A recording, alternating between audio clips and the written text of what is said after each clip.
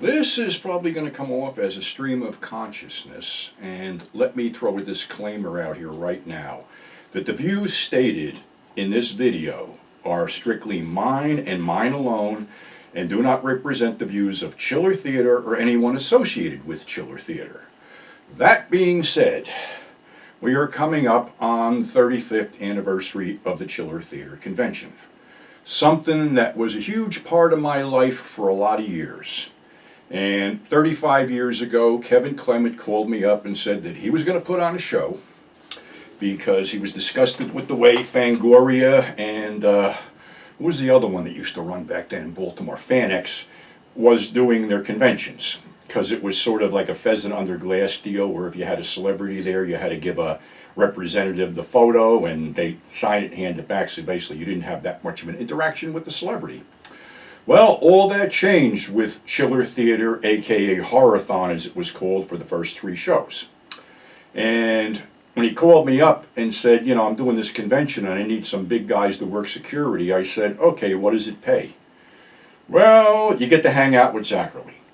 Okay, that was it for me because Zachary was a huge part of my youth growing up and I always wanted to meet him.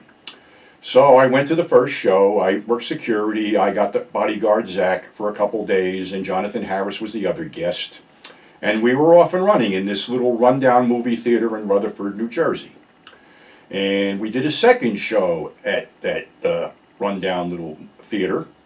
And we had Diane Thorne, H.G. Lewis, Zachary again, and I think it was supposed to be Tom Savini, but he wasn't there.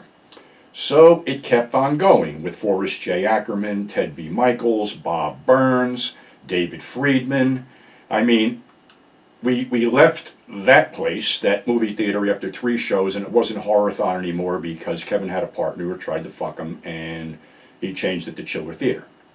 So then we were in the Rothman Center in Teaneck for a while, where you met Gunnar Hansen, Frank Henenlotter, a ton of people. And then, of course, we expanded. We wound up in a hotel, which was packing it in. And I would say for the first 10 years, everything was great. And then shit started to change for me. And pretty much, I was head of security. I developed the 42nd Street Pete persona because I had met Mike Veraney from Something Weird Video, and I already told how that came about.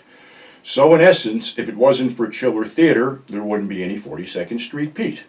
And I admit that. You know, that was the catalyst. It gave me a venue to basically grow the character and create it. Unfortunately, we go down the years and things happen. You know, the show got way bigger, and it sort of culminated at, I guess it was the 13th anniversary show, where basically the lines to get in were like around the corner, around the block, and everything else. And of course, at that show was when they shot Unconventional, which I had invested money in and I was a part in, and that sort of was the segue for my leaving, because unbeknownst to me, so-called friends, and I use that term very loosely, got in the promoter's ear, told a bunch of fucking lies, and I didn't help because I was in a bad relationship at the time and that had spilled over. So basically, I was gone. After I believe it was like maybe 2003, 2004, I was gone. And, you know, things happen. I'm not going to fucking rake that whole thing over to coals because it's past history, but like I said, if it wasn't for Chiller Theater, there wouldn't be any 42nd Street Pete.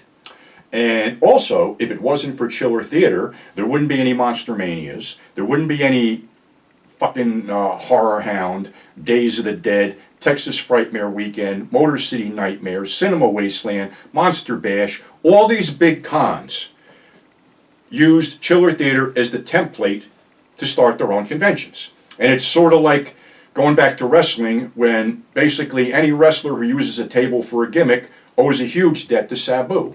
Well, all these promoters that copied in one way, shape, or form Chiller Theater owe a huge debt to Kevin Clement for creating what was the ultimate show and what still is the ultimate show. And honestly, I think Chiller Theater appearing there for certain people, because it was way different in the early days. These guys weren't out to rip you off for autographs. As a matter of fact, I don't think a lot of these guys even charged in the beginning, but then it was, if it was $5 or $10 or something like that.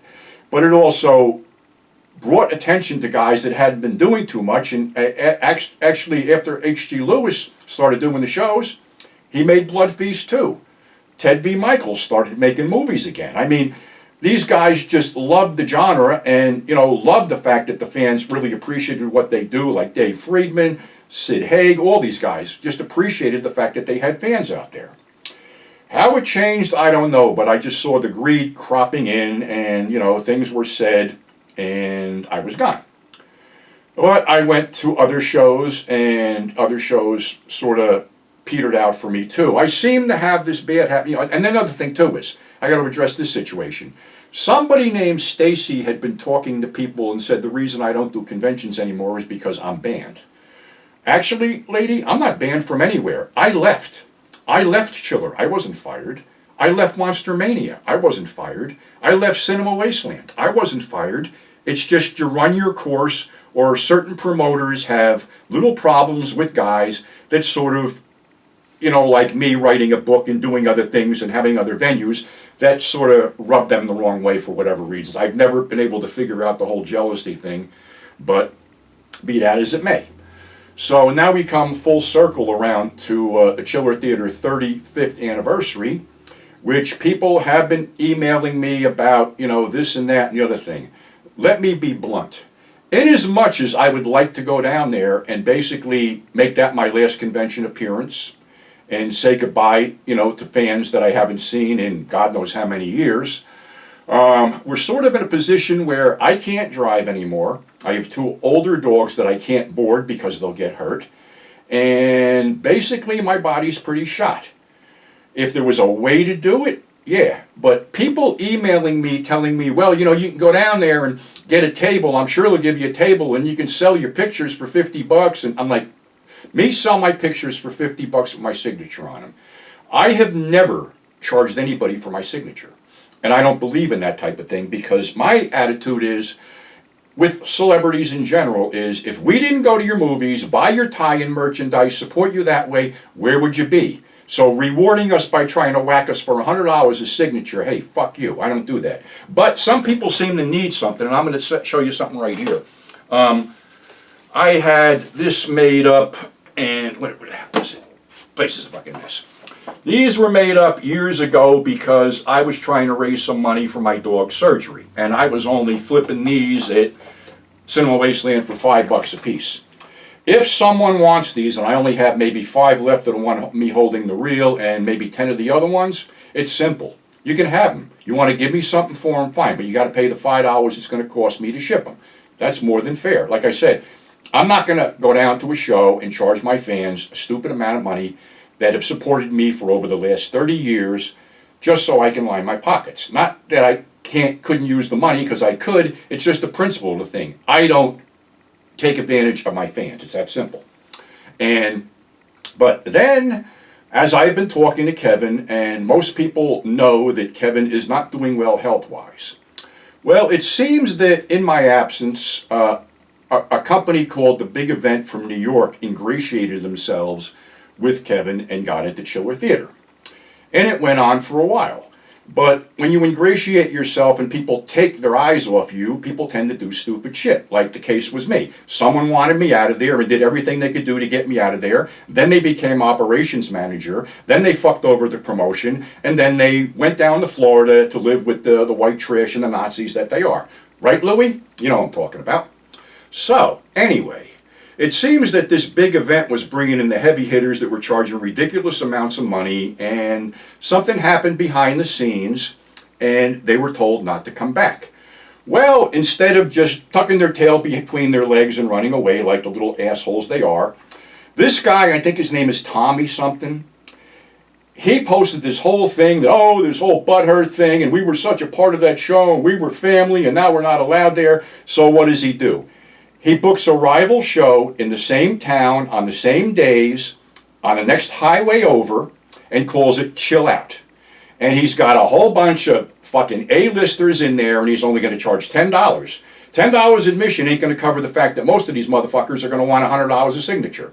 Like Ice-T needs $100 a signature. Like Shatner needs $100 a signature. Like any of these overpaid assholes need $100 a signature. But hey, there's a lot of marks out there, and I use that term very firmly, that have to mark out and need that moment with a celebrity to, I guess, justify their fucking lives. I've never needed that, and honestly, when autographs got to the point where they were ridiculous, I never got any more. I do remember paying $20 for some because they were personalized to me, and that was worth it. But over that, no, fuck that shit. So anyway, this guy runs this whole fucking deal and, you know, pretty much badmouthing Chiller Theater. And then to make it worse, some staunch supporters of Chiller Theater have jumped on the bandwagon and are saying, well, you know, Chiller needed to come down, Chiller turned the shit, Chiller was this, Chiller was that. Well, honestly, Chiller isn't the Chiller of old, and I had said that. It wasn't the Chiller that I knew in the first 10 years. So just the fact that this guy Tommy wants to fuck a guy when he's down and fuck up a show that's been running for 35 fucking years with loyal fans doesn't sit right with me, because everybody better remember one thing. I was a huge part of that show for the first 13 years. I was one of the guys that helped make that show what it was. And as a matter of fact, when Kevin's partner was caught cheating on him, Kevin was ready to throw in the towel. I was one of the guys that kicked in some money to keep it fucking going. So, yeah, there is a love-hate relationship between me and Chiller, just like there's a love-hate, well, actually there's a hate relationship between me and a bunch of other fucking people that don't fucking back off and think who they are. But just the fact that this guy thinks he's going to get over and thinks he's going to draw money to this other show. Dude, you have no idea who you fucked with. You have no idea what town you're in, and you're from New York. So why are you running a show in Jersey? And you're not a big swinging dick New Yorker. I am. You're a New York pussy, that's all you are. You're just taking the baby's way out and crying like you got fucking butthurt, when the bottom line is you probably got caught with your hand in the cookie jar, got it slapped, and now you're not allowed to show. No harm, no foul. Go do something else. But to put a fucking show on the same day, in the same area, just to be a fucking tough guy, dude, you're not a tough guy. You're a fucking asshole, because you're going to crash and burn, and I sincerely hope you do.